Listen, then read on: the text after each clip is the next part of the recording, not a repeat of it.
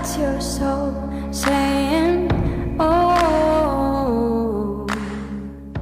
Hello guys, thank you for joining me today for this little DM to DF reading. I do hope you're well and you're staying focused, believing and trusting in what you already know. So I'm going to be using the Silence deck from Beautiful Liz from Guided by Angels to get the communication from your Divine Masculine for this reading today of what they want to share and express. And you could be experiencing silence where it's really frustrating because you're not sure what's going on. So I do know how important it is, these messages. So what is it your Divine Masculine wants you to know during this silence? What's actually going on? What's actually happening in this silence? And what is it they want to share with you right now in this moment of you listening and viewing this reading? Nice clear message, please, from your true self, Divine Masculines. I'm trying to heal my insecurities about the habits I have that you may not like. So they're dealing with habits and they're a bit insecure that you're not going to like their habits as well. So a bit of insecurity coming through. It's not you, it's me. I love you. So they're very aware, you know, there's things that they've got to deal with within themselves, and they don't want you to think that they don't love you and that it's anything to do with you, because they do love you. And you inspire me to change my life. Yeah, they want to change their life. And it will always be you. It's always going to be you. However it seems on the surface right now, or what you can actually see or what you've heard, if there are other people involved, it's always going to be you. Because your divine counterpart can't feel the same way as they feel towards you.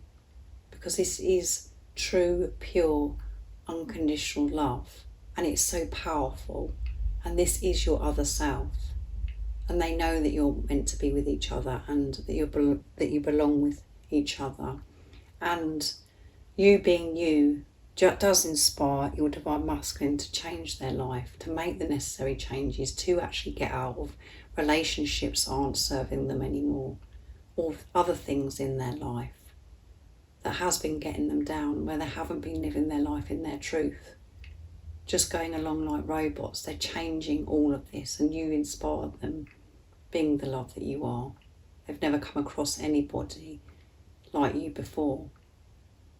So this love is so intense, and they want you to know that it's always going to be you.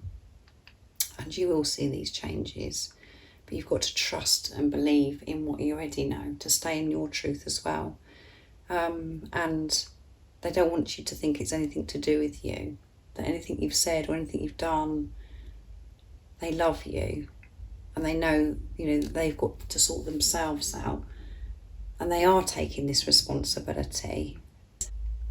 And these habits that they're insecure about could be, you know, just silly little habits that you wouldn't be worried about anyway, but they've got insecurities about it, because everybody has different little habits. We do certain things a certain way or a certain time, blah blah blah. Or this could be, you know, habits meaning addictions, things that, you know, that they really do have to change. So again, just put it into your situation, how it resonates with you. But they're insecure about it, but they're aware that they're insecure about it, and they're correcting it, which is either making peace and feeling comfortable with their little habits, and to know that you aren't going to judge them, you aren't going to think that they're ridiculous or, you know, look down on them for it. All this is about, like I said, that them really being aware that there is some things that they do have to change with these habits that isn't serving them. But the most important thing is, don't think it's you, because they do love you, and they're taking this responsibility to make the changes, and it's always going to be you, however it seems right now, because it doesn't make sense in the 3D, and nothing makes sense from the ego perspective. And that's why on this journey we have to allow the pain body, the ego, to fall away. We have to strip everything away, the layers, the things that we've believed for such a long time, the superficial stuff. We have to completely clear it And that's why we have to see through the illusions and see the bigger picture, not to always believe what the ego is feeding us, because that does create so many dramas and different scenarios that is just a load of rubbish, and we're just actually believing the fear, because that is easier for us to believe than actually the truth, because we're so used to, we're programmed to think, oh, that's too good to be true. We put fear, so that's what we're changing on this journey, and always coming from a place of love, being the love that you are, your soul.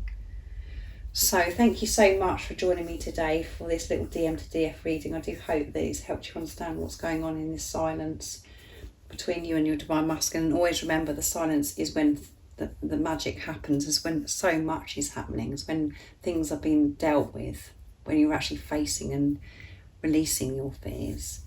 And if any of you guys would like any extra support, all the information about the services I offer is in the description box down below.